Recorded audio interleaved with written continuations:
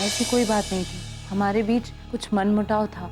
मनमुटाव किस बात का था? जब हम कोमा में थे, राजवीर ने दूसरी शादी कर ली थी। देखिए, राजनीति में एक दूसरे पर छींटाकशी करना, आरोप लगाना, ये एक आम सी बात है। और इस घटना से हमारे प्रदेश के माथे पर जो कलंक लगा है वो इतनी आसानी से नहीं धोया जा सकता।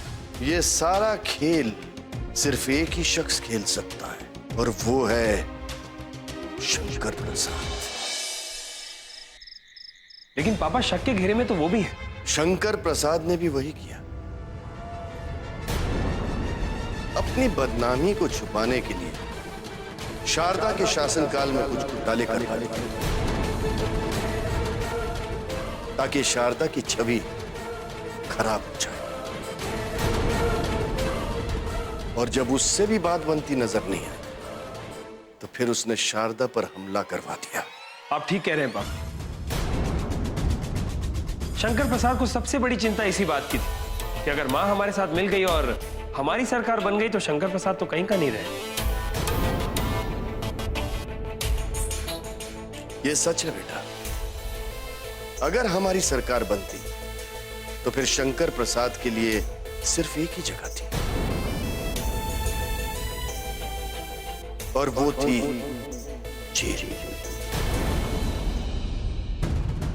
घोटाले तो उन्होंने बहुत किए हैं और खुद को बचाने के लिए अपने तरकश सारे तीर इस्तेमाल कर लिए। देखना यह है कि कानून से वो अपने आप को कब तक बचा पाते हैं। मुझे तो बस अब शारदा के ठीक होके वापस आने का इंतजार रहेगा। मां की तबीयत अब कैसी है पापा? बेटा, अब सुधार हो रहा है, रिकवरी हो रही है और डॉक्टर ने कहा कि जल्दी उन्हें होश आ जाएगा। बेटा, पुलिस को भी शारदा के होश में आने का इंतजार है ताकि शारदा के जरिए असली मुजरिम तक पहुंचा जा सके।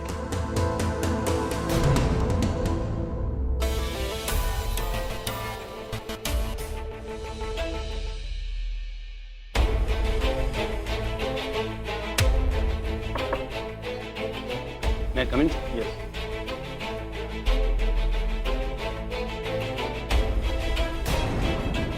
सर।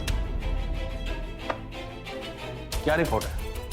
छानबीन तो हम कर ही रहे हैं सर, लेकिन मामला काफी उलझा हुआ लग रहा है। इस साजिश को तो नागा पांडे ने ही रचा है, लेकिन उसके पीछे किसका हाथ था ये बात खुलकर सामने नहीं आ पा रही। आपके शक के दायरे में कौन कौन है? सर, हमारी छानबीन तो बलदेव सिंह के घर पर जाकर रुक जाती है। मैंने आदित्य से भी पूछताछ की थी। मुख्यमंत्री जी को बलदेव सिंह के घर से लगातार फोन जा रहे थे। बलदेव सिंह की बहू ये फोन कर और उस रात भी उसी ने फोन किया था जब मुख्यमंत्री जी घर से बाहर निकली थी। आप उसी ट्रैक पर काम कीजिए। मैं चाहता हूं कि मुख्यमंत्री पर हमला करने वाले का चेहरा बेनकाब हो, उसका पर्दाफाश हो, चाहे वो कोई भी हो। सर, मामला राजनीतिक है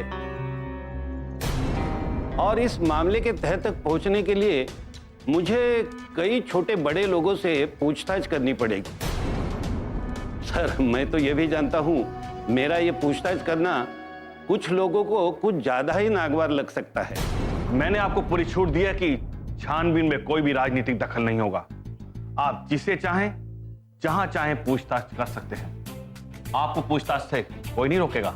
जी सर, मैंने बलदेव सिंह के बेटे राजवीर और उनकी बहू रागिनी से भी पूछताछ की, लेकिन सर तज्जुब की बात यह है कि मुख्यमंत्री जी को जो आखिरी कॉल गया था वो रागिनी के फोन से नहीं बल्कि किसी और के फोन से गया था।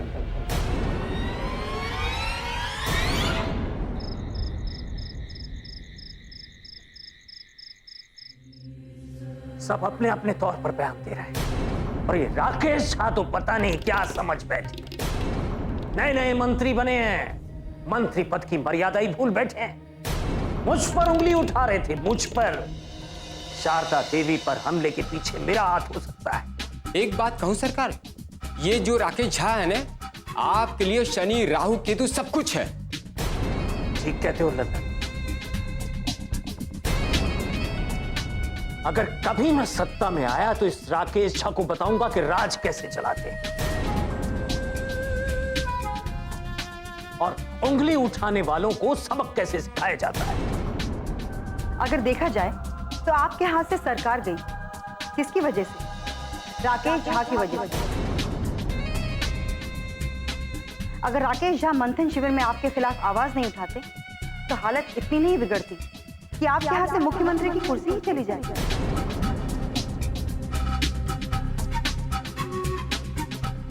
मैं इस राकेश झा को भूलूंगा नहीं, लेकिन फिलहाल हाथ दबा हुआ है। मैंने बात को घुमाने के लिए अपने बयान में मेघना देवी का नाम भी लिया है। ये बात मीडिया में उछाली भी जा रही है कि कहीं खुद को मुख्यमंत्री बनाने के लिए मेघना देवी ने एक खेल तो नहीं खेला है। और ये बात जनता के बीच पहुंचनी भी चाहिए। हुक्म कीजिए सरकार, करना क्या है? अपने आदमियों को जमा करो, किराए के लोगों को जमा करो। अब तो रैली जुलूस सब कुछ होना चाहिए। मुख्यमंत्री का ताज पहनकर मेघना देवी जिस गर्व का अनुभव कर रही होगी, उनके गर्व को थोड़ा शर्म में बदलना जरूरी है।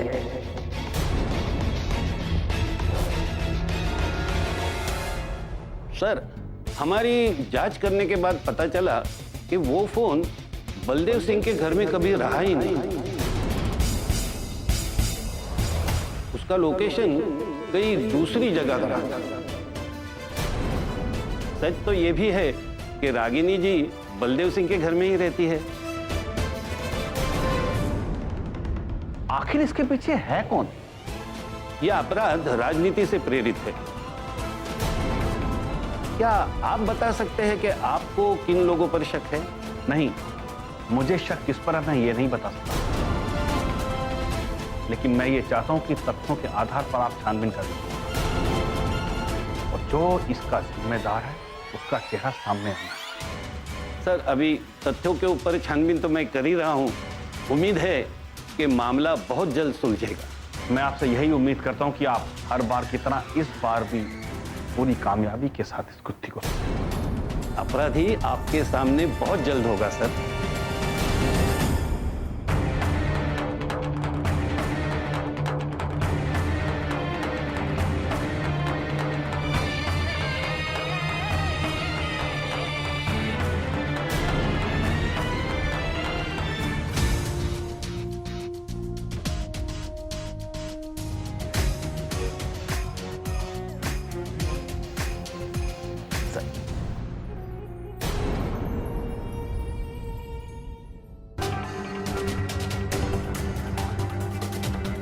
समझ गया सरकार।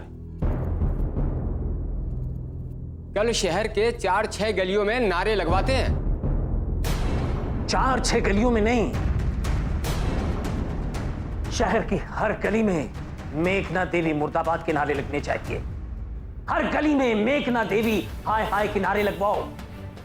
इस बात को मुद्दा बनाओ ताकि पुलिस का ध्यान भटकाया जा सके। मुझे शक है कि जो नया ऑफिसर इस केस की छानबीन में लगा है वो कहीं सच्चाई के करीब ना पहुंच जाए। अगर वो ऑफिसर सच्चाई के करीब पहुंच भी गया तो भी आप पूर्व मुख्यमंत्री हैं। आपके ऊपर हाथ डालना इतना आसान नहीं होगा। आसान तो नहीं होगा, लेकिन मुझे यह भी मालूम है कि इस ऑफिसर को छानबीन पर राकेश झा ने ही लगाया है और उसने ही इसे छानबीन की खुली छूट दे रखी। हमें यह भी सोचकर चलना होगा कि जो भी करना है अपने दम पर करना होगा, क्योंकि पार्टी में ऐसे लोग कुर्सी पर बैठे हैं जिनकी सपोर्ट की उम्मीद हमें नहीं करनी चाहिए। अगर आप कहें तो मैं राकेश झा से बात करूं,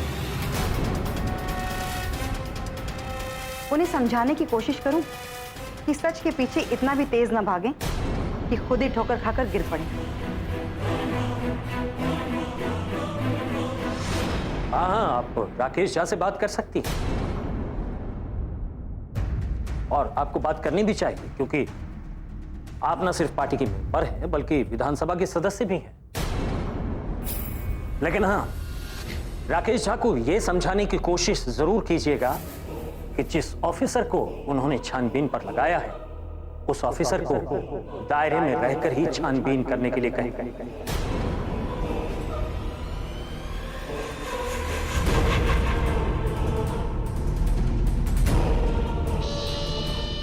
आप समझ रहे हैं ना कि मैं क्या कह रहा हूं?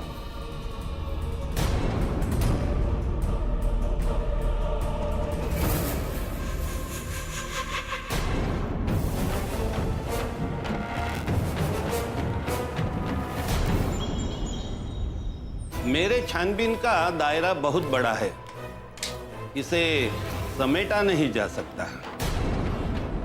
हो सकता है मेरा बार बार यहां आना आपको बुरा लग रहा हो, लेकिन मेरी भी मजबूरी है। मैं कोई काम आधा अधूरा नहीं छोड़ता। आप ऐसा क्यों सोच रहे हैं ऑफिसर? आप जब चाहें हमसे पूछताछ करने को आ सकते हैं। हमें जो भी जानकारी है हम आपको जरूर बताएं।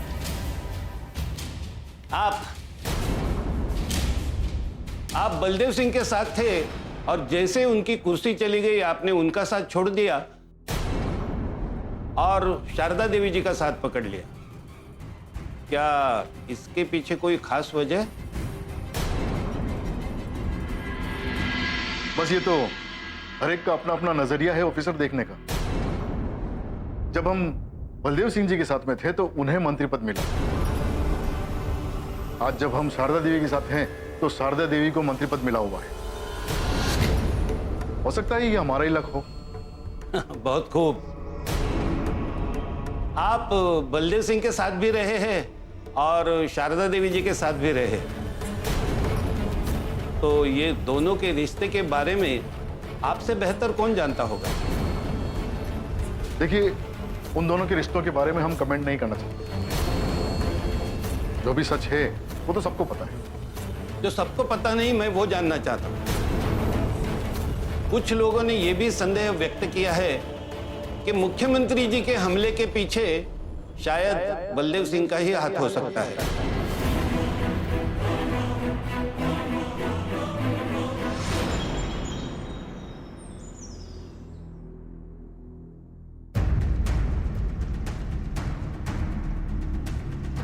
इतनी कोशिश करके भी मैं कुछ नहीं कर सका।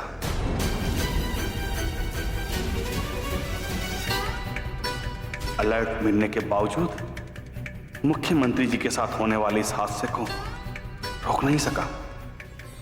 कौन हो सकता है इसके पीछे? लेकिन जो भी वह है, कानून से बचेगा नहीं। मैं उसे आजाद नहीं घूमने दूंगा, नहीं घूमने दूंगा।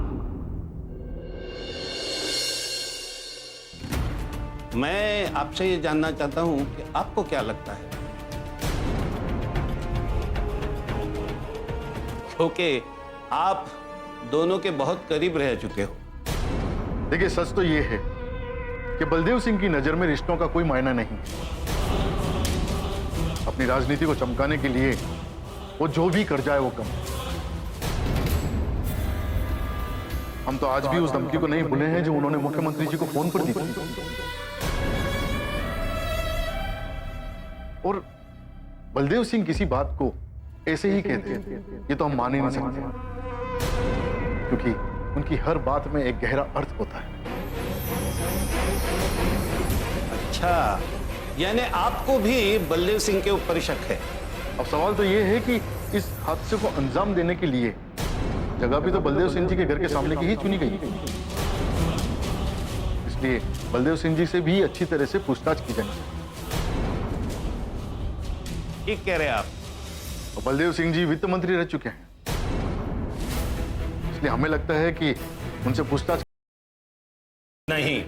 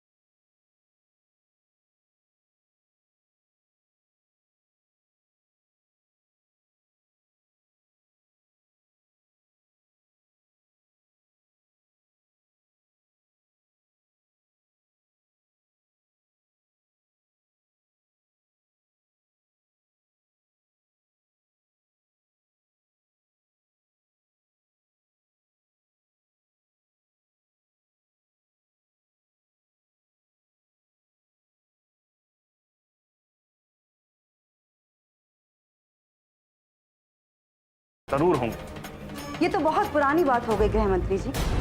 हर आदमी यही कहता है। माफी चाहूंगी, लेकिन जो भी कुर्सी पर बैठा होता है ना, वो यही बोलता है कि कार्रवाई होगी, अपराधी पकड़े जाएंगे। लेकिन कुछ दिनों में सारा मामला ठंडे बस्ते में चला जाता है। पुलिस प्रशासन को ही नहीं, बल्कि पूरी जनता को यह पता है कि बलदेव सिंह ने शारदा देवी जी को धमकी दी थी, इस प्रदेश के मुख्यमंत्री को धमकी दी थी, और आज वो धमकी सच हो चुकी है। तो फिर पुलिस बलदेव सिंह से पूछताछ क्यों नहीं कर रही है? और ये बात आप भी अच्छी तरह से जानते हैं कि बलदेव सिंह ही एक ऐसे शख्स हैं जो चाहते हैं कि ये सरकार गिर जाए, नए सिरे से चुनाव हो। सब कुछ जानने के बावजूद पुलिस बलदेव सिंह के खिलाफ कोई एक्शन क्यों नहीं ले रही? क्या अब भी पुलिस बलदेव सिंह से डरती है या उनसे पूछताछ करने में कोई हिचकिचाहट है? पुलिस अपना काम कर रही है। पुलिस किसी से नहीं डरती, और संदेह के दायरे में जो भी आएगा ना, एक एक व्यक्ति से पूछताछ होगी, और जरूरत पड़ने पर उसे हिरासत में भी लिया जाएगा। मैंने पुलिस डिपार्टमेंट को पूरी छूट दे रखी है। जो भी होगा, सच्चाई जल्दी सामने आएगी। धन्यवाद जी, धन्यवाद।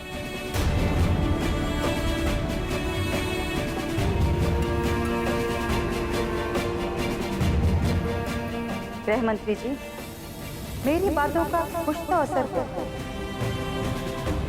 जरूर।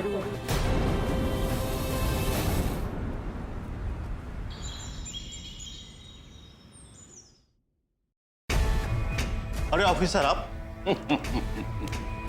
जब तक इस केस की सच्चाई का पता नहीं लगता, तब तक आना जाना तो लगा ही रहेगा। अब किससे पूछताछ करने आए हैं आप? रागिनी से कुछ और भी पूछना चाहते हैं क्या? नहीं। कहाँ है बलदेव जी? मुझे बलदेव जी से बात करनी है। ये क्या कह रहे हैं ऑफिसर? आप पूर्व वित्त मंत्री से पूछताछ करेंगे? मेरे काम करने का तरीका यही है। जिससे पूछताछ करके कोई नतीजा निकल सकता हो, उसकी पूछताछ होनी ही चाहिए। कोई भी केस लेने से पहले मेरी शर्त यह होती है कि मेरे काम में कोई दखल अंदाजी नहीं होगी। कहाँ है बलदेव जी? बुलाइए उन्हें। कहिए कि मैं सिर्फ पूछताछ करने आया हूं, गिरफ्तार करने नहीं। क्यों गिरफ्तार करेंगे आप पापा को? किस जुर्म में गिरफ्तार करेंगे?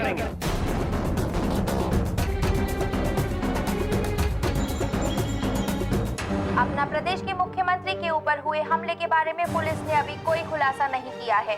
ये कहा जा रहा है कि जिस नए ऑफिसर की नियुक्ति हुई है वो छानबीन करने की कोशिश कर रहे हैं, लेकिन तमाम लोग ये भी अटकलें लगा रहे हैं कि छानबीन में लापरवाही हो सकती है और इसीलिए इस केस को सीबीआई को सौंप देना चाहिए। लेकिन सरकार इसके पक्ष में नजर नहीं आती। सरकार को शायद अपने पुलिस डिपार्टमेंट में पूरा भरोसा है और पुलिस की छानबीन जारी है। इसी बीच हॉस्पिटल की ओर से प्रेस नोट जारी करके ये कहा गया है कि शारदा देवी की तबीयत में लगातार सुधार हो रहा है और बहुत जल्द उन्हें होश आ सकता है। शारदा देवी की तो वही बात हो गई, ललन के सिर मुड़ाते ही ओले पड़े। इतना बड़ा प्लान किया था, 12 करोड़ में सौदा तय किया था। नागा पांडे ने मरने से पहले अपने प्लान को भी अंजाम दे दिया, लेकिन शारदा देवी फिर भी बच गई। सब लोग इस बात को लेकर हैरान हैं। डॉक्टर ने तो पहले ही जवाब दे दिया था, फिर भी शारदा देवी बच निकली। अब इसे क्या कहा जा सकता है? इसे हमारी बदनसीबी के सिवा और कुछ नहीं कहा जा सकता ललन। नहीं सरकार, इसे शारदा देवी की तकदीर ही कहा जा सकता है, क्योंकि ये एक बहुत पुरानी कहावत है सरकार। आपने सुनी होगी कि जाको राखे साइयां मार सके ना कोई। बस ये उन्हीं का असर हो सकता है या लोगों की दुआओं का असर हो सकता है।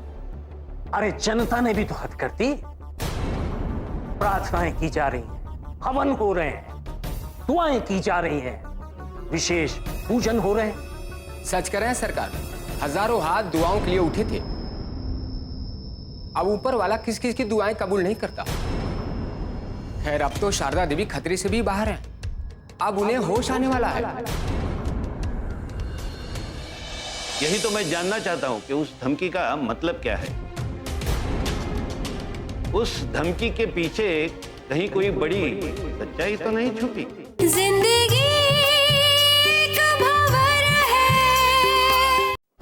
बनकर बिगड़ चुकी है ललन, और अब इस बात को बनाने का कोई रास्ता भी नजर नहीं आ रहा है। हम जो चाहते थे वो तो नहीं हुआ,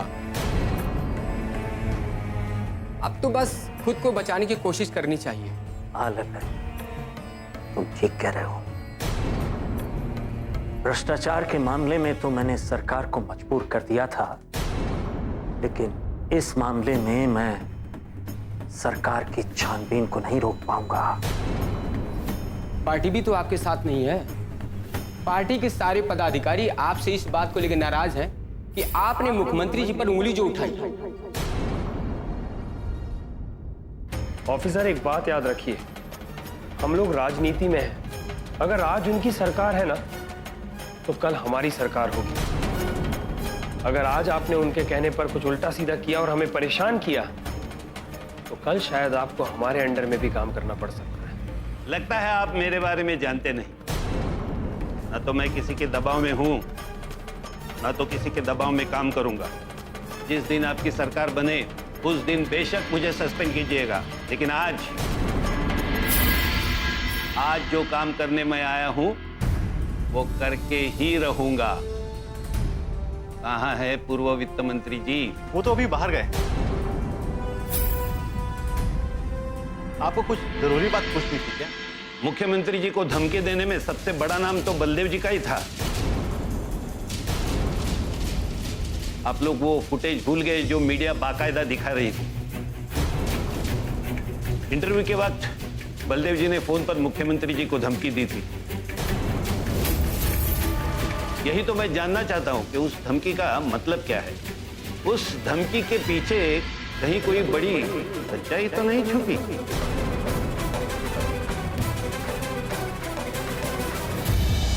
ये मामला अगर रहस्य के घेरे में है तो मुख्यमंत्री जी से सच्चाई जानना बहुत जरूरी है, और इसलिए सबसे पहले मैं उनका बयान लूंगा। वो गिड़गिड़ा रही थी और वो कह रही थी कि घर आकर मैं उसे बचा लूं। ओह, मैंने उसी वक्त राजवीर के पापा को फोन, लेकिन उस वक्त वो घर पर नहीं थे, कहीं बाहर। सच बात तो यह है मैडम कि बलदेव सिंह जी ने आपको झूठ कहा। दरअसल जिस वक्त आपका फोन आया था उस वक्त बलदेव सिंह जी घर पर ही थे।